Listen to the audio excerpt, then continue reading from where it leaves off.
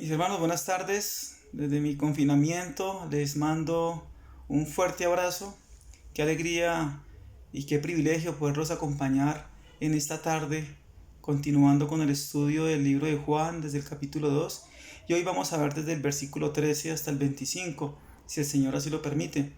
Les comento, ha sido de gran bendición para mí sumergirme en estos renglones de la palabra de Dios. Por su gracia, Él permite que podamos conocerle, que podamos aprender más de Él y de esta manera hacer su santa voluntad.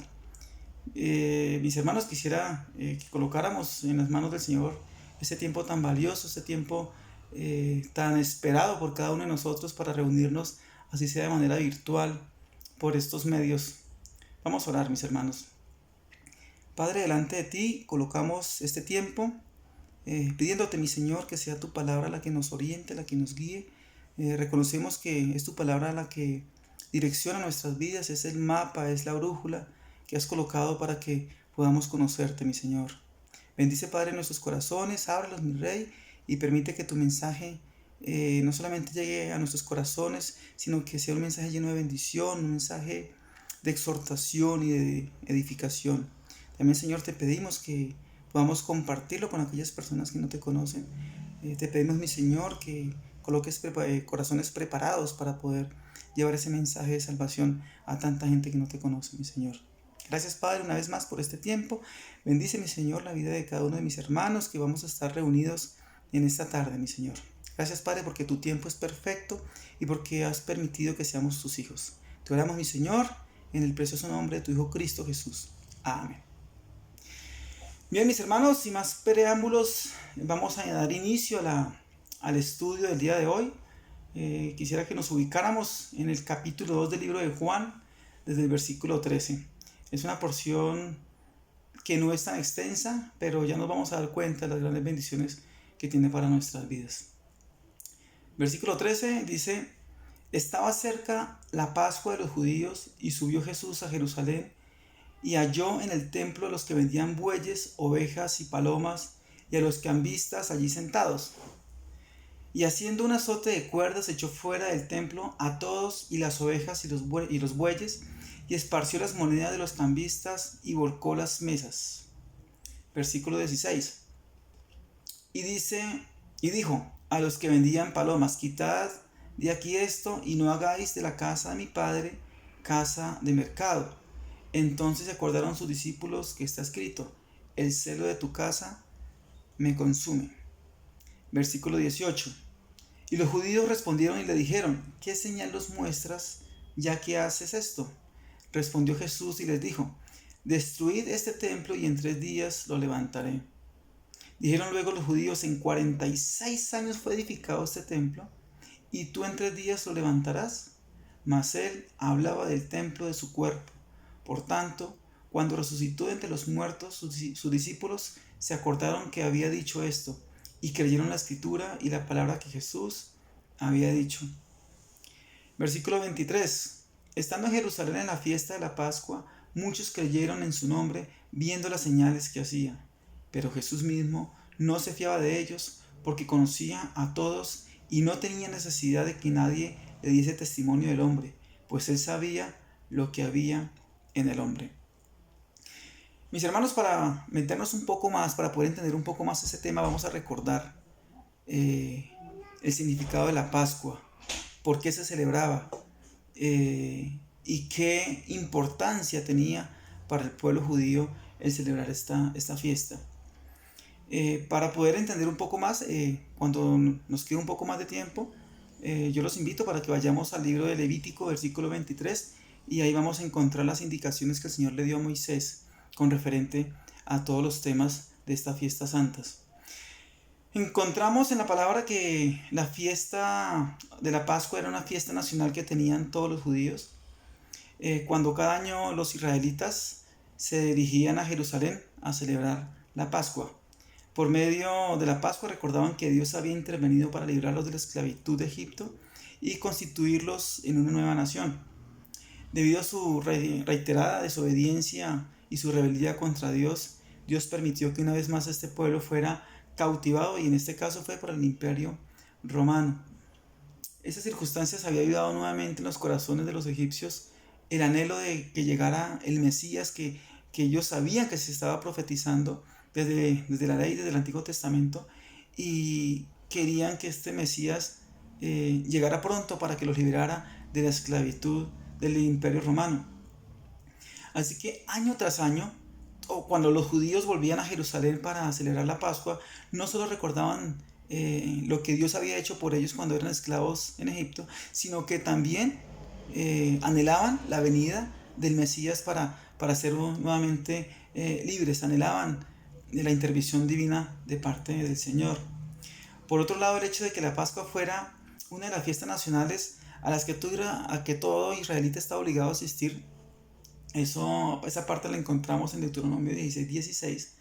Entonces, como todos los israelitas tenían que asistir, garantizaba que la ciudad o el pueblo de Jerusalén estuviera completamente lleno.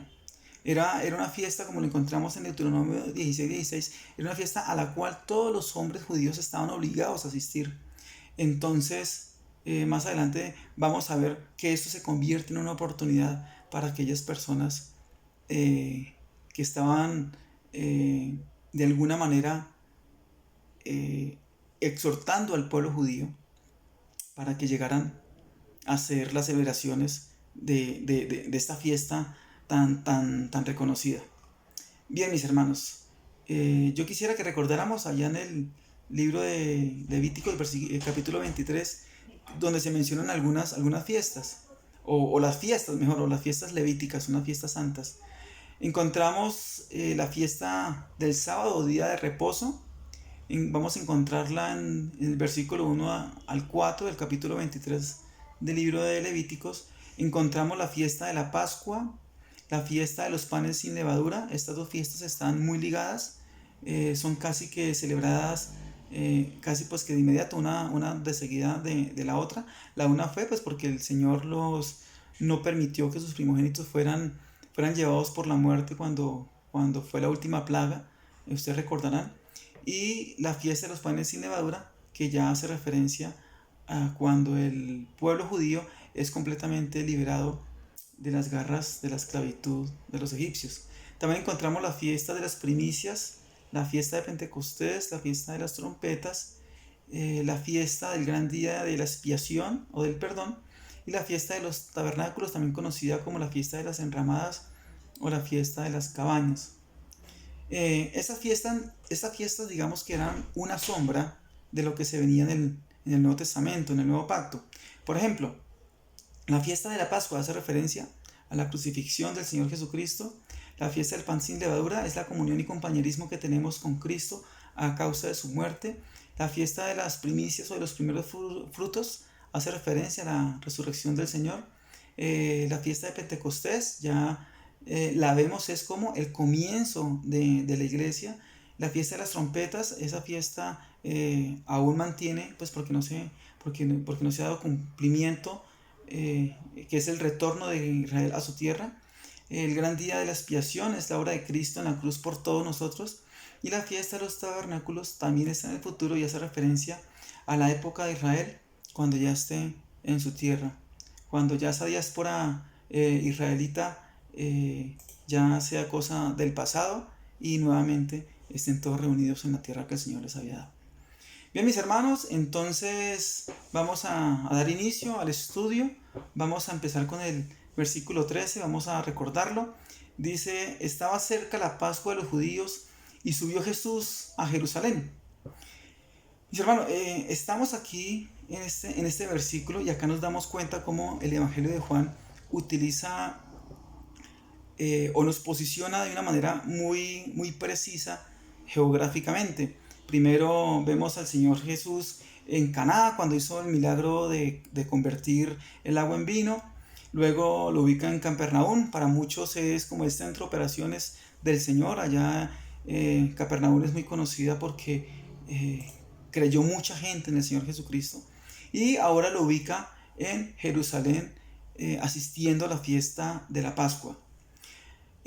Llama la atención cómo Juan llama a la fiesta de la Pascua de los judíos y no la Pascua de Jehová, como está escrita en Éxodo capítulo 12, 27. Dice, vosotros responderéis, es la víctima de la Pascua de Jehová. Entonces aquí estamos mirando cómo en Éxodo sí se le dice Pascua de Jehová, Pascua del Señor.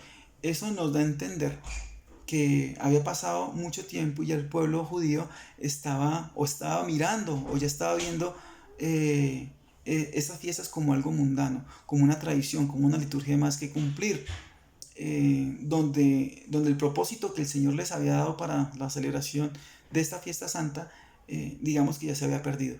Y hoy en este estudio así va a quedar demostrado en los versículos que vienen más adelante. Simplemente era una fiesta o la celebraban por cumplir un requisito y nada más. Ahora bien, esta fiesta que es la Pascua, mis hermanos, podemos ver que la persona que representa la Pascua hoy en día estaba entre ellos, que era el mismo Señor Jesucristo. En 1 Corintios 5:7 dice el apóstol Pablo, limpiaos pues de la vieja levadura para que seáis nueva masa, sin levadura como sois, porque nuestra Pascua, que es Cristo, ya fue sacrificada por nosotros. Bien, mis hermanos, aquí es necesario de pronto hacer un paréntesis y vamos a ver por qué algunos dicen que la intervención del Señor Jesucristo en la purificación del templo es el inicio del ministerio público del Señor, cuando realmente Él ya había hecho una intervención divina en las bodas de Caná, en el mismo capítulo 2, como lo vimos la vez pasada. Bueno, mis hermanos, aquí vemos que que la intervención divina que hace el Señor en las bodas de Caná, Él le dice a María su madre, ¿qué tienes conmigo, mujer, si no es mi hora? Bueno, ya lo vamos a entender un poco más adelante porque el Señor decía que no era la hora de Él. Por eso fue que ese milagro que sucedió en Caná no fue como tan conocido, aún por los mismos que estaban ahí. Solamente dice que los que supieron fue María, sus discípulos, y los que llevaron el agua para que el Señor la convirtiera en vino. Y todo obedecía a que la intervención divina del Señor en el templo sí estaba profetizada en el Antiguo Testamento. Eso lo vemos en Malaquías 3:1. Cuando el Señor hace la purificación del templo, como ya les dije, obedecía a una profecía de la ley. Malaquías 3:1 dice, he aquí yo envío mi mensajero, el cual preparará el camino delante de mí, y vendrá súbitamente a su templo el Señor a quien vosotros buscáis. Bien, mis hermanos, aquí ya vemos que el Señor Jesucristo estaba dando cumplimiento a la profecía que había escrito Malaquías aproximadamente unos 400 años antes del nacimiento del Señor.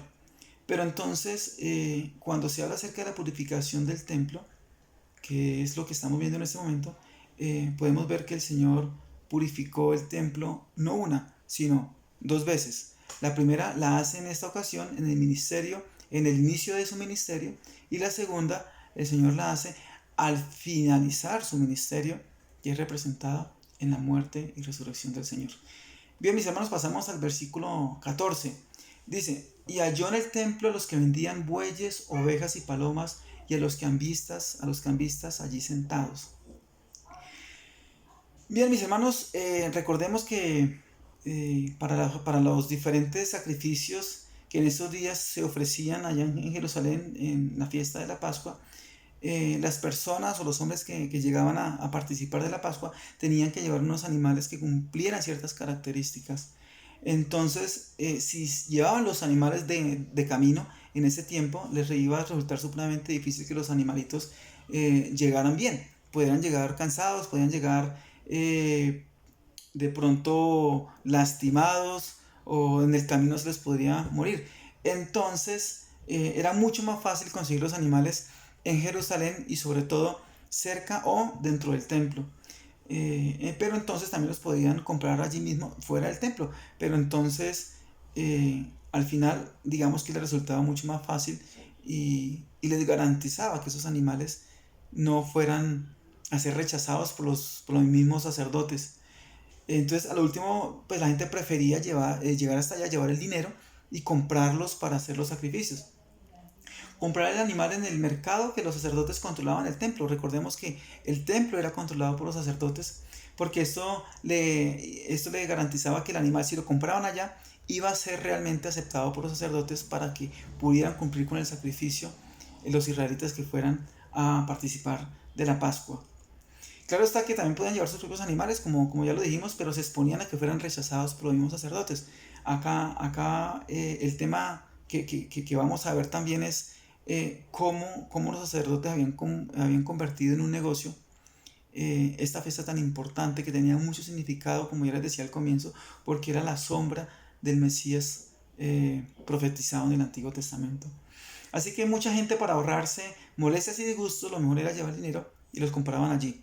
Acá ya estamos mirando cómo era un negocio como muy lucrativo en esa época. Bien, mis hermanos, la razón por la que la jerarquía sacerdotal lo había colocado dentro del recinto del templo tenía que ver de pronto con el provecho comercial con que obtenían al estar dentro de su jurisdicción. Ellos decían, pues los levitas decían, no, pues esta parte es nuestra, nosotros aquí tenemos los animales, aquí los vendemos y aquí mandamos nosotros. Como ya les decía, mis hermanos, todo esto que ya estamos viendo con relación a la comercialización de esos animales para el sacrificio, colocaba en evidencia qué clase de corazón tenían los sacerdotes, los que administraban el templo del Señor en aquella época. Ahora bien, ¿qué concepto tenían de Dios? ¿Con qué fin, con cuál era el fin de conseguir un beneficio para ellos mismos? ¿Realmente no les importaba llenar su templo con malos olores? Podemos ver que a ellos no les importaba. Si tenían la comercialización de los animales allí, imagínense ustedes la cantidad de animales que pueden estar allí. ¿Cuántos días esos animales tuvieron que estar allí? Podemos ver de pronto, también lo podemos imaginarnos, también que muchos de esos animales pueden haber estado heridos, pueden haber muerto por el mismo confinamiento. En fin, ¿qué impresión recibió Jesús cuando entró a la casa de su padre? Pues imagínense, la ira del Señor fue manifiesta en ese momento, porque había visto cómo habían convertido en un mercado donde los ganaderos y los peregrinos discutían acaloradamente por los precios de esos animales. Mis hermanos, esto no es ajeno al día de hoy. Al día de hoy nosotros hemos visto o vemos de una manera descarada cómo muchos cristianos hacen del Señor o hacen de la palabra un negocio. Desafortunadamente podemos ver cómo muchas iglesias viven de la fe de los demás. Viven del Evangelio de manera descarada para poderse aprovechar de la fe de la gente. Desde ya les digo, como dice la palabra, ya tienen su recompensa. Mis hermanos, hoy en día es fácil ver diferentes anuncios en noticias, en diferentes canales cristianos, donde hoy hay día de sanación, donde aquí hacen milagros y la gente va enceguecida porque su corazón no está en el Señor, sino su corazón está en lo que ellos quieren ver, en lo que ellos quieren oír.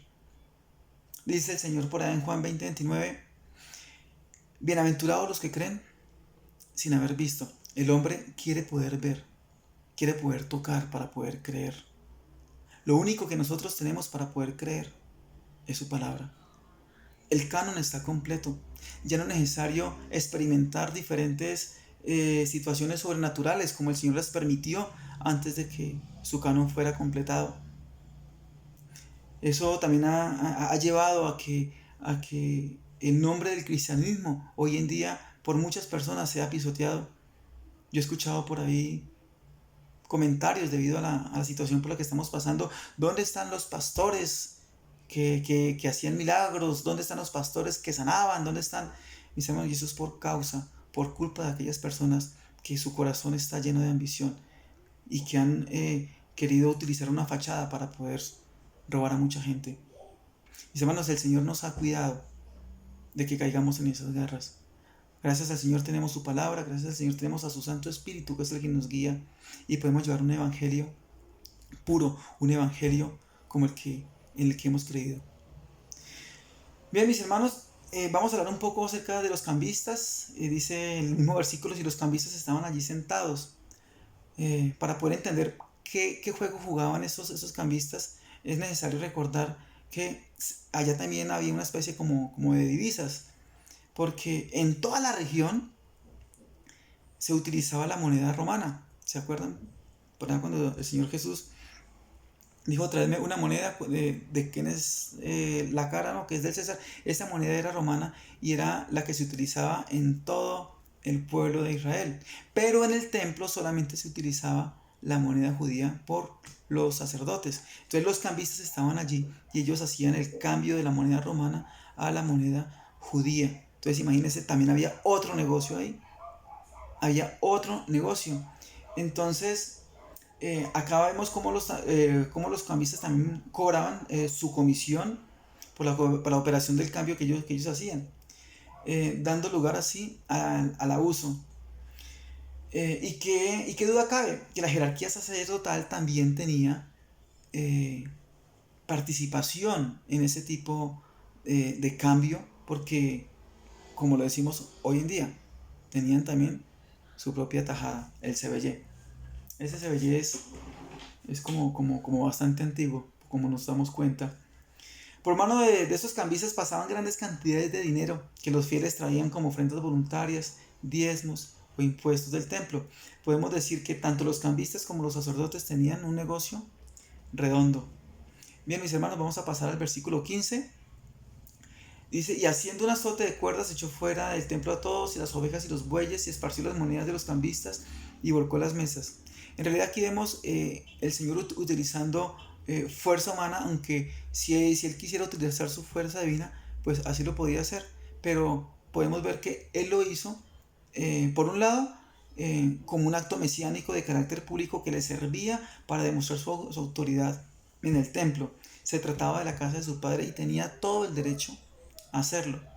Pero también quedaba en evidencia que él reprobaba cualquier conducta irreverente en la casa del Señor y que no dudaría en mostrar su indignación contra quienes degradan las cosas santas.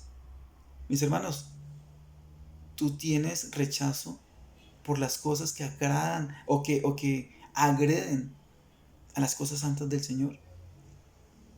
Recordemos que estamos aquí hablando del templo. ¿Cuál es el templo hoy, mis hermanos? Nuestro cuerpo, dice la palabra. Entonces, rechazamos cualquier cosa que atente contra nuestro cuerpo. Estamos hablando de cualquier tipo de pecado que atente contra nuestro cuerpo. Así como el Señor mostró celo por la casa de su Padre, nosotros estamos llamados a mostrar celo por la casa de Dios en ese momento, que es nuestro cuerpo. Así lo dice el apóstol Pablo. ¿O es que ignoramos que nuestro cuerpo es templo del Espíritu Santo? Bonita la enseñanza.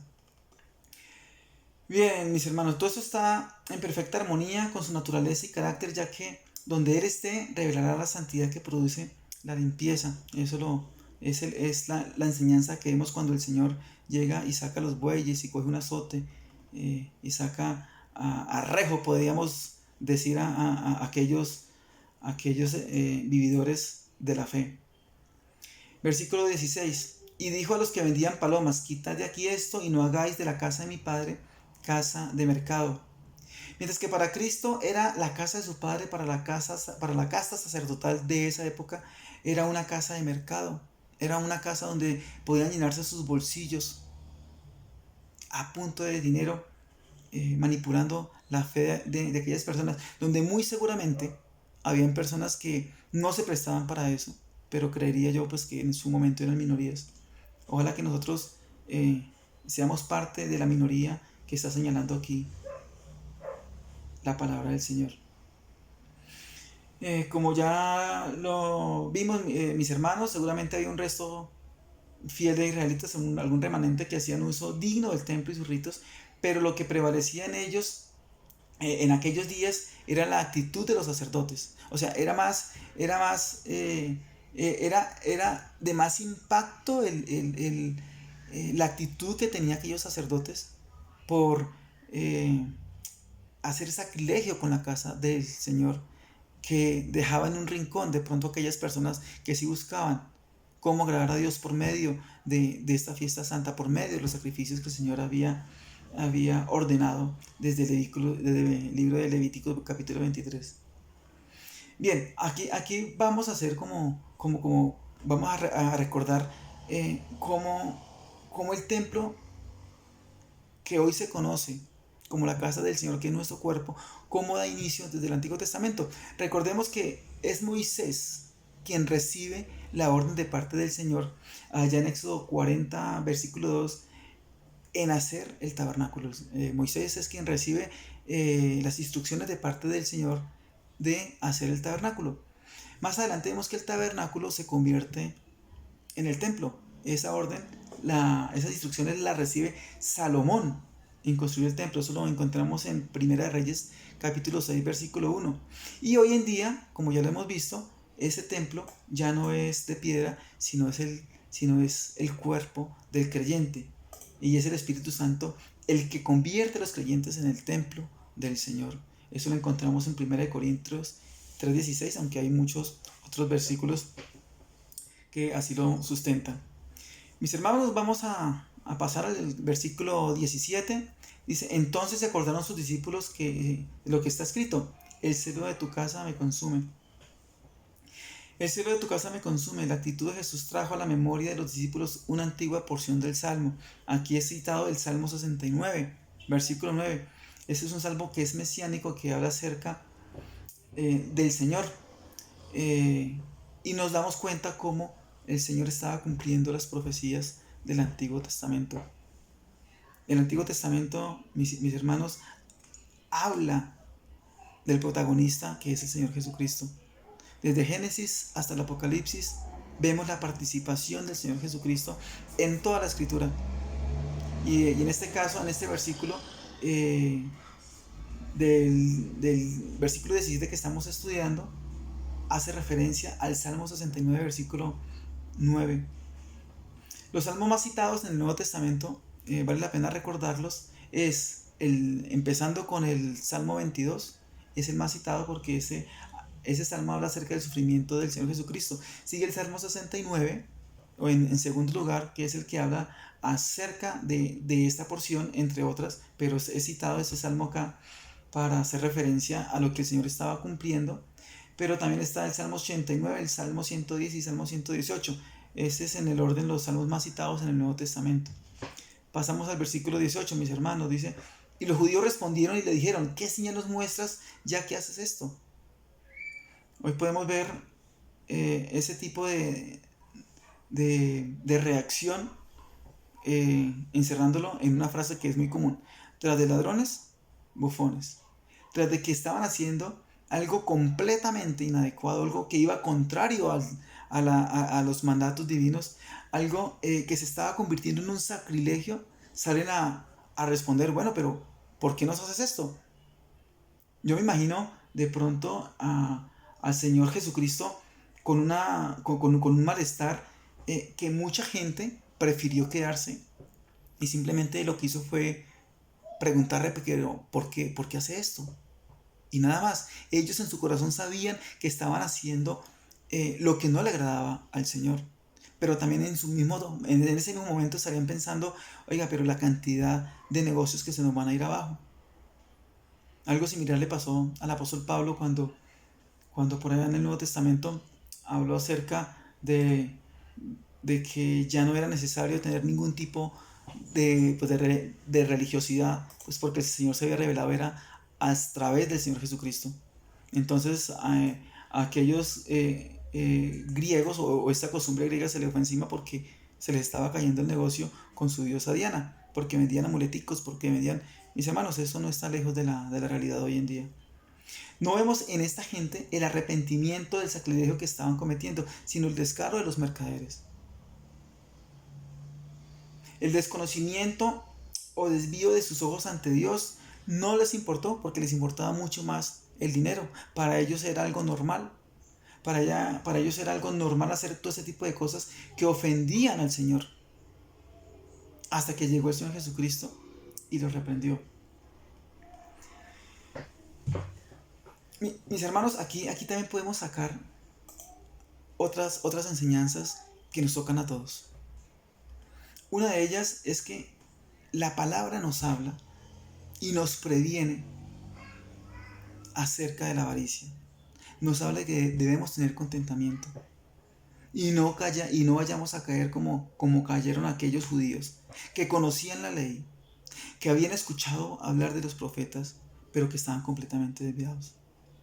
Debemos cuidarnos, mis hermanos. Nosotros no podemos caer en la avaricia. Y empezamos nosotros, desde el momento en que nos empezamos a depender del Señor, desde el momento en que empezamos a dejar de orar, desde el momento en que empezamos a dejar de leer la palabra, desde el momento en que empezamos a dejar de congregarnos, empezamos a abrir unas puertas, unas ventanas, para que muy fácil empecemos a caer en este tipo de comportamientos que ofenden al Señor.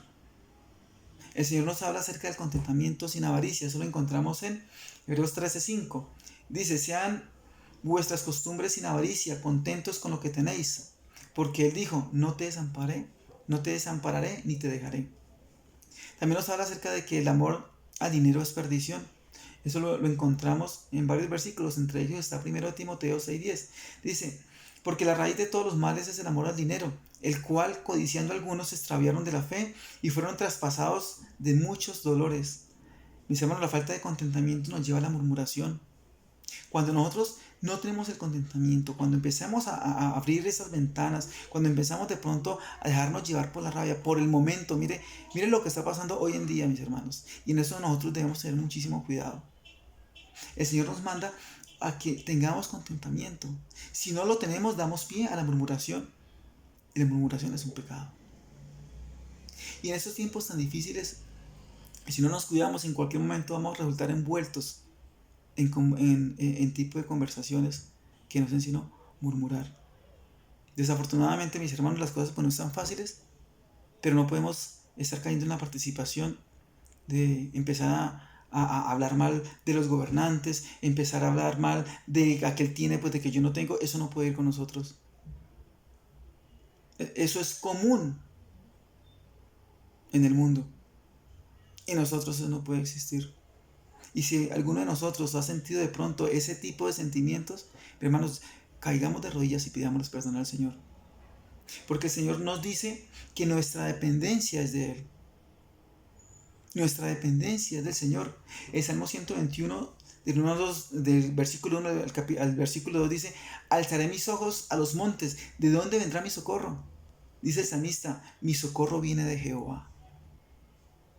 No importa la pandemia, no importa el COVID-19, no, que es que ya van tantos infectados, no, que es que tal persona se quedó sin trabajo, no, que es que yo no tengo. Mi dependencia es del Señor. El socorro viene de Jehová, el Dios en el que hemos creído, en el Dios que nos dio su palabra para poderlo conocer. Nuestra dependencia es de Él. Mis hermanos, pasemos nuevamente al estudio. Pasamos al versículo 19. Dice: respondió Jesús y les dijo: destruiré este templo y en 3 días lo levantaré. Aquí vemos que el Señor Jesucristo estaba afirmando ser Dios. Él no era el templo hecho a mano de hombres, Él era el mismo templo. Dice por allá en Juan 1:14: ya que el verbo fue hecho carne y habitó entre nosotros y vimos su gloria como la del unigénito del Padre, lleno de gracia y de verdad. Y acá hay algo hermoso que encontramos en Colosenses capítulo 2 versículo 9. Dice: porque en Él habita corporalmente toda la plenitud de la deidad. Este versículo nos da a entender que el Señor Jesucristo, 100% Dios, 100% hombre, estaba afirmando que Él era el templo. Recordemos que el templo tiene dos connotaciones.